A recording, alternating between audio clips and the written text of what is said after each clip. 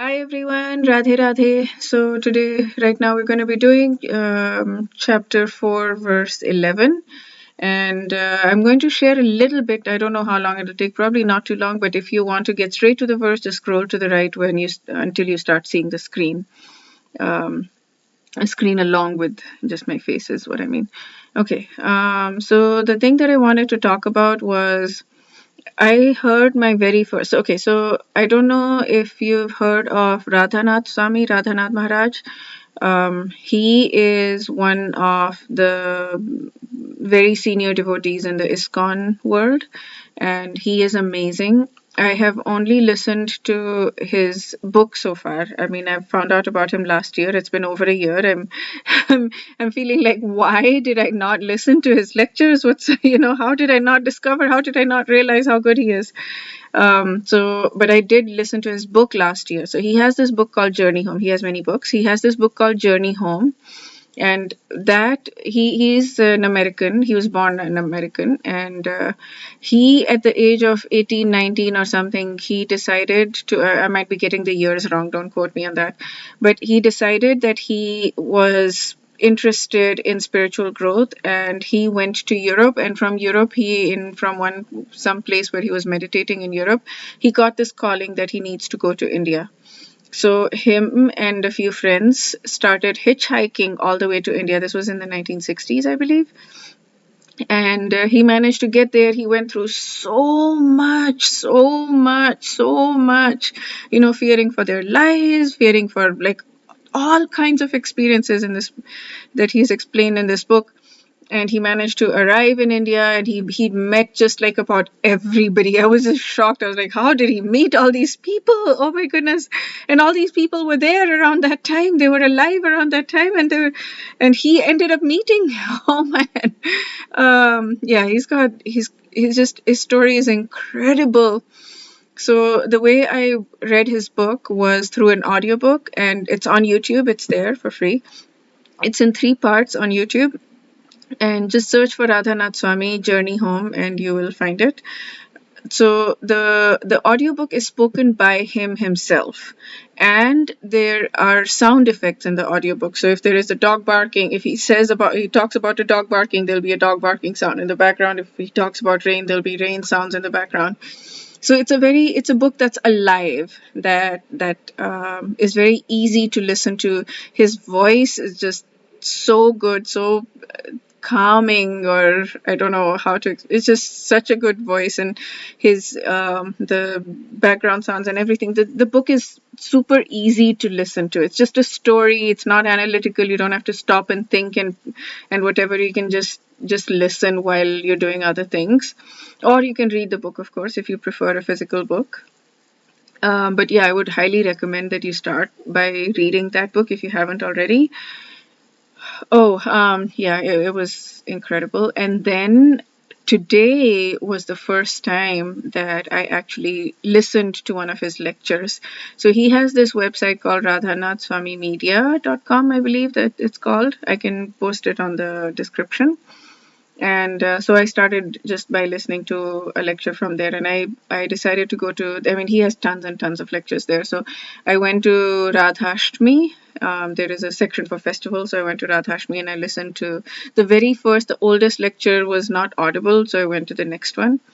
And I had to stop so many times. I had to stop because I was like, whoa, this is deep. I don't understand it. I can't hold it. I was like, literally, I was like, at one point I paused it and I went, Um, what I am realizing is that there is so much depth to these shastras, that we think that we know because we've seen. Like, I thought that I knew what was going on in the Shastras because I've watched the Ramayana and I've watched the Mahabharata as I was growing up. Like, as kids, we watched these TV series, and I was like, yeah, I know what the scriptures are talking about for the. No, goodness, no. And so over the last year, like I discovered this Krishna consciousness world in March last year, and over the last year and a half or so, every time I've talked to people, I feel like I've learned a lot. And now I'm realizing I've not learned anything. I mean, it feels like I've learned a lot, but I've not learned anything at all. Um, what I need to do is go through these lectures in order to just binge listen to these lectures and binge read these books like the Bhagavad Gita, these things that I'm doing, and read the Srimad Bhagavatam. And I started the process of reading Leelamrit, which is Srila Prabhupada's biography, and I read about 6 chapters and I haven't continued since then. But like, that is where the gold is. The gold is there in hearing the words. That's one of the things that's written in the Shastras. There is Vani and Vapu. Vani is listening, hearing, and Vapu is physical presence of people. Like, so people think that the physical presence is really good, and it is good to have the physical presence of someone. But even if there is a guru that you really admire or a mentor that you really admire, and you get to be in the physical presence of the person, and the person even puts their hand on your head and they bless you, and they tell you that you're doing well, or they encourage you or something like that, that's great. The real gold is still in hearing their lectures, because they put their heart and soul into those lectures, and they share their heart, they share their. And when you hear, it's called Shravan. It's a very big thing apparently in the Shastras, that when you hear these lectures, or hear, or I mean read is the same thing basically, but basically absorb the information given by these authors. Because even if you're having a conversation, a 1 hour conversation with a person, you might not get to the depth that you will get in 1 hour of reading, hearing their lectures or reading, because they really put focused attention, and like they plan out their lectures, they plan out their books, they plan out their content, and they put thought into it, they put their heart and soul into it. They're not just so yeah, Vani, the hearing, the Shravan is extremely important.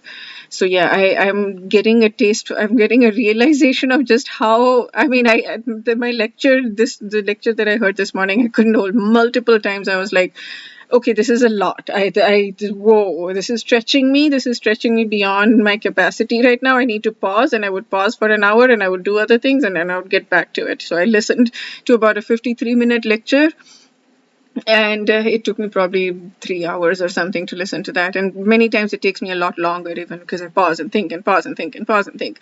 And Radhanath Swami is usually not that technical, so I don't. I mean, he's more. But yeah, it was just so beautiful. So yes, I would highly recommend that you start with listening to Journey Home or reading Journey Home. And it's a 20-hour thing, but you can take your time. It took me like a week, 2 weeks, I don't know how long it took me, and that was me going at a very fast pace, and still it took me that long. So if you can go at your own pace, you can go slow, there's no rush or anything, but it's just you are going to enjoy it very much. And then once you've done that and you've gotten a taste for, and a sense for who Radhanath Swami is, who Radhanath Maharaj is, then you would be able to understand his lectures even better, or you can go straight to the lectures, either way. Whichever works for you. I just love Journey Home, so that's why I'm selling that a little bit right now. I'm like pushing it. Listen to Journey Home, it's beautiful. I'm not, I mean, selling isn't like it's free, but I'm talking about it. Yeah. Okay, so let's get to 4.11. ये यथा मां प्रपद्यन्ते तांस्तथैव भजाम्यहम् मम वर्त्मानुवर्तन्ते मनुष्याः पार्थ सर्वशः. Okay, so as all surrender unto me, I reward them accordingly. Oh, it's so good, right? As all surrender unto me, I reward them accordingly. Everyone follows my path in all respects, O son of Pritha. Right? He's again talking directly, like, as all surrender to me, I reward them accordingly. And Partha is, O son of Pritha. So, ye, all who as unto me, prapadyante, surrender, as all surrender unto me, tams tathaiva bhajamyaham, them, so certainly I reward.